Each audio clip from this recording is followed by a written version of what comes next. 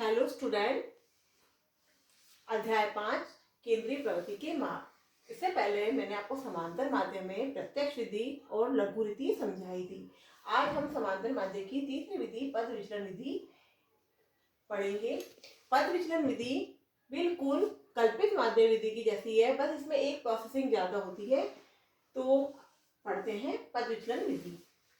मैंने आपकी बुक का एग्जाम्पल लिया है कि जो 10 परिवार हैं उनकी साप्ताहिक आय है। अब ये 10 परिवार है, कगड़ है, और इनकी ये साप्ताहिक आय दी गई है। तो परिवारों की माध्य आय का आकलन करना है। अब जो माध्य आय होती है वह समांतर माध्य ही कहलाती है। तो सबसे पहले हमें ये देखना है कि जो ये परिवार है ये असमूहित है, क्योंकि हर परिवार की अपने आप में एक व्यक्तिगत आय है, इसलिए श्रेणी को व्यक्तिगत श्रेणी भी कहा जाता है। अब परिवार है तो जो परिवार है इन परिवारों की संख्या हमारी n बराबर कहलाएगी, क्योंकि नंबर ऑफ फैमिली है। इसके बाद इसकी आय है जो x है, क्योंकि अपने आय में जो एक परिवार है उसकी आय दी गई है, तो ये परिवार की आय है। इस परिवार की आय के बाद हम हमारा फॉर्मूला देखेंगे। तो फॉर्मूले में सबसे पहले है a plus sigma D dot upon n multiply c। तो जो पद विचलन विधि है उसमें सिर्फ हम देखेंगे कि सिर्फ ये चीज है, ये नहीं है आपके सामने और कुछ भी नया नहीं है। जो लघु रीति में था वो का वही पद विचलन विधि में है। तो अब इसका यूज कैसे करना है ये हम देखते हैं। हमें लघु रीति के जैसे ही पद विचलन विधि लगानी है। सबसे पहले हम इसमें से किसी भी एक मूल्य को a मान लेंगे, अर्थात अजूम मीन मान लेंगे। तो सरलता के लिए मैंने 750 को अजूम मीन मान लिया है। अब अजूम मीन मानने के बाद, अजूम मीन मैंने आपको पहले भी समझा दिया कि ऐसा देखो अजूम मीन कि अब जैसे ये वैल्यू कितनी है 10 तक है, 10 तक ये अंक दिए गए हैं, आय दी गई है।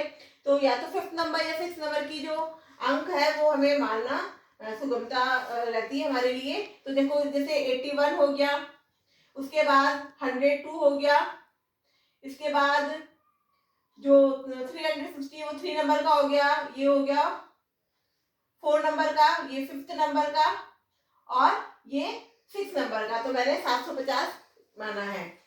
तो अब डी निकालने के लिए हमें क्या करना है, डी का मतलब होता है विचलन। विचलन निकालने के लिए हमें क्या करना है, जो हमारा मूल्य है उसमें से हमें जो अजूम मीन माना है उसको सब्ट्रैक्ट करना है। तो हर मूल्य में से मैंने यहाँ पर डी निकालने के लिए हर मूल्य में से ए को अर्थात 750 को सब्ट्रैक्ट किया। तो 800 में से 750 गए तो प्लस का 100, 700 में से 750 गए तो माइनस का 50, 100 में से 750 गए तो माइनस का 650।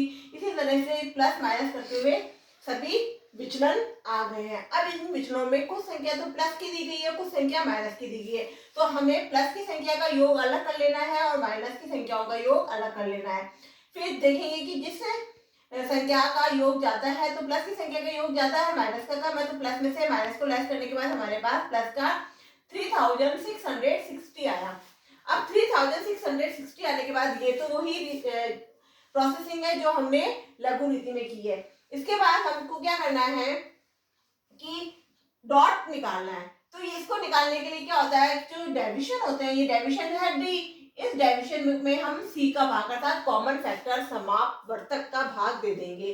तो सी कैसे देखेंगे, सी को देखने के लिए आपको डी को देखना होगा। डी में एक ऐसा उभयनिष्ठ गुणांक आप देखिए जो सभी में डिवाइड होता है। तो हम देखेंगे कि जो 10 संख्या है, हमारा जो सी है वो 10 हो जाएगा, कि 10 ऐसी संख्या है जो जिसका सभी में डिवाइड हो रहा है। तो 10 का 100 में डिवाइड करने पर 10, 50 में 5, 650 में 65, ऐसे करके सभी का 10 में डिवाइड कर लिया जाएगा। तो हमारे पास डी डॉट निकल कर आ जाएगा।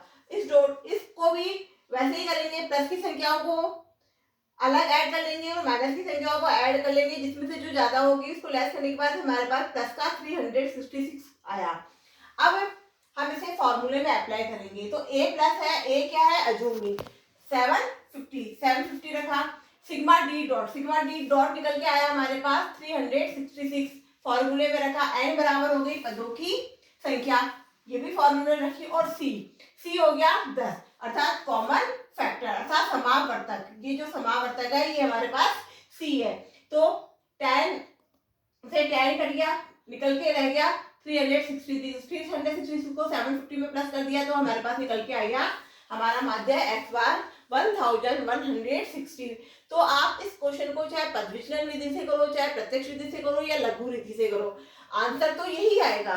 लेकिन फिर भी गणना को सरल बनाने के लिए पद विचलन विधि का यूज किया जाता है। अगर आपके एग्जाम में क्वेश्चन स्पष्ट रूप से कह दे कि पद विचलन विधि लगाइए, तो आपको उस स्थिति में पद विचलन विधि लगानी पड़ेगी। और जब आप लघु रीति का यूज करते हो तो लघु रीति में जब डी ऐसी संख्या आ जाती है कि उसमें हम किसी एक कॉमन फैक्टर का भाग दे सकते हैं, तो उस स्थिति में डी डॉट निकाल लिया जाएगा और एक कॉमन फैक्टर जो भी इसमें है उसका भाग देकर डी डॉट निकाल लिया जाएगा और उसी डी डॉट को आप यहाँ पुट अप कर दोगे। उसके बाद जो सी है उसका यहाँ डिवाइड कर दिया, मल्टीप्लाई कर दिया जाएगा। तो इस तरीके से जो एक्स बार है वो पद विचलन विधि की सहायता से निकाला जाता है। हमने देखा था कि ये जो फॉर्मूला है, ये यहाँ तक का जो फॉर्मूला है, ये किसका फॉर्मूला है? लघु रीति का। तो लघु रीति में ना सिग्मा डी होता है, तो ना डी डॉट नहीं होता। तो जब यहाँ पे डी डॉट से मतलब निकालने के लिए कॉमन फैक्टर का डिवाइड किया जाता है, तो पद विचलन विधि में उसको वापस वहां जाकर मल्टीप्लाई कर देते हैं। तो इस तरीके से पद विचलन विधि निकाली जाती है। ठीक है, आप इसके जो बैक एक्सरसाइज के इससे रिलेटेड जो क्वेश्चन है वो करना। Okay, thank you.